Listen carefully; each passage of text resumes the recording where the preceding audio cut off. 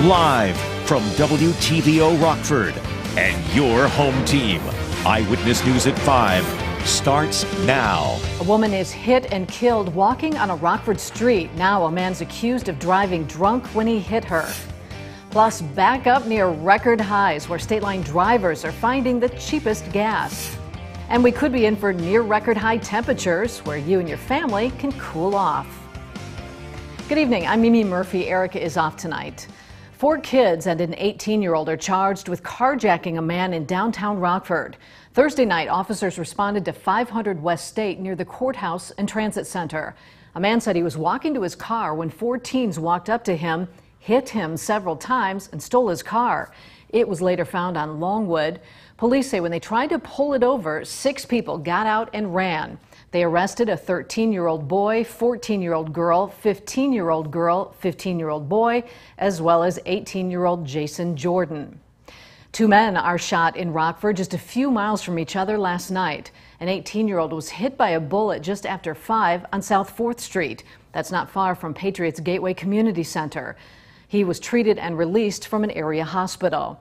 Then police were called to Seminary Street at the Black Hawk housing complex around 7:45. That victim told police he was shot on Score Street in Orton Keys. 2 men reportedly opened fire on him while he sat in his car. He was treated and released from a local hospital. Police have not made any arrests in either shooting. A Rockford man is charged after police say he hit and killed a woman last night. Around 9:45, officers responded to Harrison Avenue and Forest View. That's near the post office. A 53-year-old woman was found lying in the road and was pronounced dead at the scene. The driver of the car, 25-year-old Efrain Dominguez Jr., remained on scene. He's charged with DUI and aggravated DUI causing death. Gas prices jumping once again in the state line. Gas Buddy reports prices in the Rockford area rose about 8 cents a gallon in the last week. That brings our average to $4.47 a gallon. Back in March, we hit a record high of $4.50 a gallon. Diesel rising even more, up 22.6 cents nationally in the past week, standing at $5.51 a gallon. Gas Buddy reports the price hike comes after the European Union signaled a desire to sanction Russian oil. According to drivers, the cheapest gas in our area is $4.15 at the Shell on Airport Drive in Rockford, but you have to pay cash. Otherwise, it's $4.19 at Costco and the Mobil in South Beloit. Illinois Attorney General is calling for full cancellation of federal student loan debt. Kwame Raoul is joining a multi-state coalition of 8 attorneys general, urging President Biden to fully cancel student loan debt owed by every federal student loan borrower in the country. They're asking Biden to use the Higher Education Act to cancel the more than $1.7 trillion owed to the federal government from borrowers. Raoul said, quote, "Without action, the student loan crisis will continue to get worse, stifling economic activity and weighing down families with mountains of debt that they cannot afford to repay." President Biden will sign a new bill into law, making it easier to arm Ukraine against Russian aggression. This as we're learning more about the horror and desperation people are feeling in parts of Ukraine. ABC's Ijoki in Washington has more. Today, President Biden again making it clear the United States stands with Ukraine. The cost of the fight is not cheap, but caving to aggression is even more costly. That's why we're staying in this. He signed the Ukraine Democracy Defense Lend-Lease Act, which temporarily waives certain requirements put in place related to lending or leasing defense weapons to Ukraine and other Eastern European countries. It comes as the Pentagon announced another $150 million in security assistance for Ukraine. Earlier, President Biden and allies announcing new sanctions on Russia, promising to cut off imports of Russian oil, sanctioning on Russian state TV networks, and imposing a ban on consulting and other services that support Russia's war. President Vladimir Putin held a Victory Day celebration in Russia's Red Square, commemorating Russia's victory over Nazi Germany in World War II, where he tried to justify invading his neighboring country by falsely telling Russians they were once again fighting Nazis in Ukraine. That propaganda thoroughly rejected by Yuri, a 98-year-old Ukrainian World War II veteran who drove out the Nazis when Ukraine was part of the Soviet Union.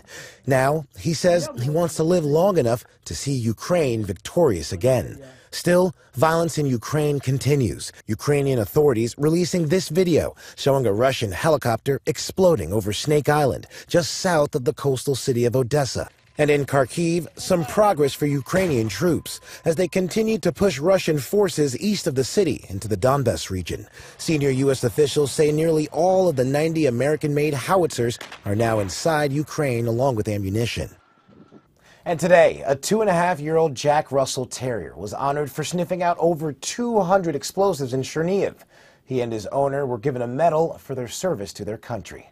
Ika Jachi, ABC News, Washington. From wheelchair parades to races and live music, a local nursing home celebrating its residents and staff. River Bluff kicked off National Skilled Nursing Care Week in style. Families were invited to the party in the main dining area today. It was decorated with sunflowers to represent kindness. Administrators say after the past few years everyone's had, it's nice to celebrate. It's a big celebration. We get it once a year, so all the residents are excited about it. We got all kinds of special plans for staff. They've worked so hard over the last 2 years. They deserve this. The nursing home has special lunches planned for the week, as well as giveaways and little treats like cotton candy and a snow cone machine. A local woman's being recognized for becoming the first female canine officer for the Stephenson County Sheriff's Department. Rachel Clay is from Dakota. She graduated from Highland Community College, then transferred to UW-Platteville with a degree in criminal justice. Clay joined the Stephenson County Sheriff's Department in 2018. She and her canine partner, Ralph, recently completed a 6-week training course. The two are now out on the streets in Stephenson County. Candice has been talking about this week and the hot weather we're expecting, so if you'd like to cool down, you can head to Belvidere. The splash pad at Doty Park will open tomorrow. It wasn't planned to open this early, but Park District officials know the heat is going to be up there, so they decided to open early. The spray ground is free, opens tomorrow at 11. The William Grady Pool is set to open May 28th. A new program could help connect tens of millions of families to the internet. Hannah Brandt tells us how it will work as she keeps you connected to the nation's capital. And it's going to change people's lives. The president is predicting a major impact from a new government partnership with internet providers. This means fast internet, good download speeds with no data caps, and no extra fees. In last year's infrastructure package, Congress earmarked billions of dollars to give low-income families monthly $30 internet subsidies. Now the Biden administration is announcing a deal with 20 companies to offer high-speed internet to those families for the price of that subsidy, making their internet essentially free. Wow Internet is part of the effort. So they can stay connected for learning, for telehealth, for entertainment, just socially connecting. The Biden administration estimates 48 million households qualify for this program and now will be able to better afford internet access. When we connect people with high-speed internet, we connect them with opportunity. Families need to sign up to participate, and the Biden administration is launching getinternet.gov to help get the word out and are sending messages to eligible people through federal agencies and local service organizations. We have to do more education to let folks know it's here, you can afford it, and you really need to sign up. The administration hopes cutting costs here helps provide some relief from rising inflation. A little more breathing room to help them pay their bills. If the American family can say, my internet bill just went to $0 a month, that's fantastic. In Washington, I'm Hannah Brandt. Now, your first warned weather forecast from Chief Meteorologist Candice King. Well, the wind has really been the big story for us for much of this afternoon, gusting in from the southeast at times 40 to even 45 miles per hour. Current wind gusts here this evening, ranging really anywhere from 35 up to 45 miles per hour. And for the next couple of hours, those winds will stay on the blustery side, but it's the sunshine combined with that southeast wind that have brought our temperatures into the low 80s this afternoon. So a big warm up from where we were here just over the weekend. 83 right now in Rockford, Freeport, 81 in Monroe, 82 right now in Janesville. And there is a touch of humidity out there. You notice it feels a little bit more muggy. That's because our dew point temperatures have also gone up, those numbers climbing into the low to mid 60s. So really anytime you're talking about a dew point temperature that makes it up above 65 degrees, now you're talking about a little bit more of an uncomfortable air mass. And unfortunately, that heat and humidity, something that we're going to experience experienced. Today is the first day of kind of a prolonged high heat and humidity event that'll take hold here as we go throughout the week. Plenty of sunshine out there. We've got a lot of dry air in the middle part of the atmosphere, allowing for that air to sink down and leave us with that sunshine. Thunderstorms have started to develop there around the Minneapolis area in Minnesota. That is where the severe weather is going to stay. Notice we've already got severe thunderstorm warnings, even one tornado warning. The expectation is for this line to kind of develop a little further south here into portions of central and eastern Iowa.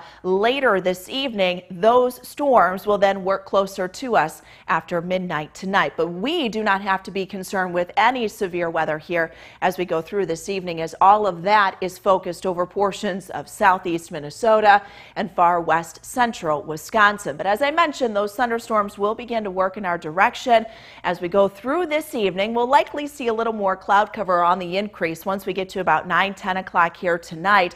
But because we've got the sinking air and we're so warm, we have kind of this lid on our atmosphere. So as these storms work in from the northwest, they should be weakening. So again, not expecting any severe weather. Maybe about 3, 4, 5 o'clock, you could hear a couple of rain showers, isolated thunderstorm at best. Most of that will then be out of here once we get into sunrise tomorrow. Now, Futurecast has changed over the last hour, and it wants to give us another line of thunderstorms coming in midday tomorrow. I don't quite see that happening. I'll hold on to an isolated thunderstorm chance, but I think the threat will be very early in the morning with what weakens here as we go throughout the day, and then the rest of our day should be fairly dry. Wind direction shifts a little bit more to the south tomorrow, and that should bring us back into the mid and even upper 80s for tomorrow afternoon. We are going to have to watch areas to the north, though, during the day tomorrow in Wisconsin. Another cluster of thunderstorms developing and could sink south once we get to about the 10-11 o'clock hour tomorrow night. Those could pose a gusty wind threat, and because of that, for tomorrow, much of northern Illinois, southern Wisconsin, we do have that marginal risk again for some gusty winds. Now, I mentioned the heat will be close to some record high temperatures. Tuesday we could get close. Thursday, I definitely think we break that record high. Right now, I have a forecast high of 90 on Thursday.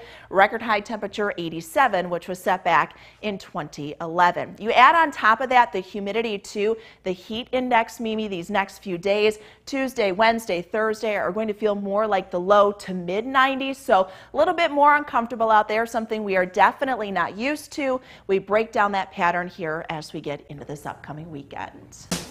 Now sports with sports director Scott Lever. The Ice Hogs passed their first playoff test by sweeping the Texas Stars in 2 games. Going into the playoffs, I like the Ice Hogs' chances. They looked really good the final month of the regular season, but you never know how a young team will react in the postseason when the pressure goes up, when the games get tighter, and when the stakes are higher. What I liked about the Ice Hogs in that first series was the poise that they played with. They played hard but clean hockey. They committed only 3 penalties total in the 2 games. They never let their emotions get the best of them. They didn't force anything. That's definitely the type of hockey it'll take in this next round against a great Chicago Wolves team. Too bad the same can't be said for the NBA, where poise and maturity are missing. There have been so many incidents in these first 2 rounds of fans and players behaving badly toward one another. Yesterday, Suns guard Chris Paul went berserk, and rightly so, when some fans in Dallas seated next to his family were verbally harassing his family. Paul's wife was even pushed, and one fan put his hands on Paul's mother. At other games and other series, fans have become more vulgar with players too. And in many cases, the players have returned fire with harsh words or obscene gestures.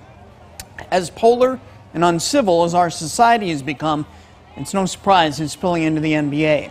One suggestion to the NBA, keep a buffer between the players' bench and the fans. It's ridiculous that fans are right behind the benches and even courtside. The league does it for the money it can make off selling those high-priced seats. But isn't the safety of the players more important than a few extra bucks? And security at NBA arenas needs to be quicker about ejecting fans for unruly behavior. All right, let's end on a positive note. I've always thought the Kentucky Derby was 2 of the most exciting minutes in sports, and it lived up to that Saturday when super long shot Rich Strike charged past the favorites to the finish line for the win. We love underdogs in sports, even when they're horses. It was great drama, and now we're all Rich Strike fans, hoping The Colt will get a chance to go for the Triple Crown. Candace will have another look at weather in just a moment, but first, here's a look at what's to come on News Nation tonight. Illegal drugs are coming across the border at a record pace. Tonight, why we need to treat the Mexican drug cartels like the terrorists they are. Plus, what could possibly go wrong with NASA's plan to lure aliens by sending them nude photos of us? That's On Balance. Here's Dan. Thanks, Leland. Tonight on Dan Abrams Live on News Nation. A bombshell report from the New York Times that the U.S. is feeding intel to help Ukraine kill Russian generals. Did the Times think twice about reporting information that could lead us into World War III? I'll bet not. That's tonight on Dan Abrams Live. That's all coming up tonight on the fastest growing cable news network in America, News Nation. It's available on the cable and satellite stations you see here. You can also head to newsnation.com. Candace is back now with that warm up. My gosh, that was such a big difference from last week. Big change from, temperatures that were well below average to numbers that are going to be well above average. And you're talking about really a quick return to some summer-like heat here, something we're not used to. So that's why, even though, as we get further into the summer, we definitely what's the word I'm looking for? Used to, the 80s and the 90s. You just got to take a little precaution out there, at least through this week, if you're going to be outdoors for a prolonged period of time. The first Warn interactive radar brought to us by Rockford Auto Glass and More. Nice and quiet there. Windy, though, and those winds will stay with us through this evening. Temperature tonight down around 67 degrees. We're up to 89 tomorrow. There could be a couple of showers after midnight tonight. Those should be moving out by tomorrow morning. South winds will pick up. Watching some thunderstorms, though, Tuesday night that could work into northern Illinois and pose a gusty wind threat. That may bring our temperatures down a little bit for Wednesday, but I think we get near 90 by Thursday. Thanks, Candace, and thanks for joining us. We'll see you at 6.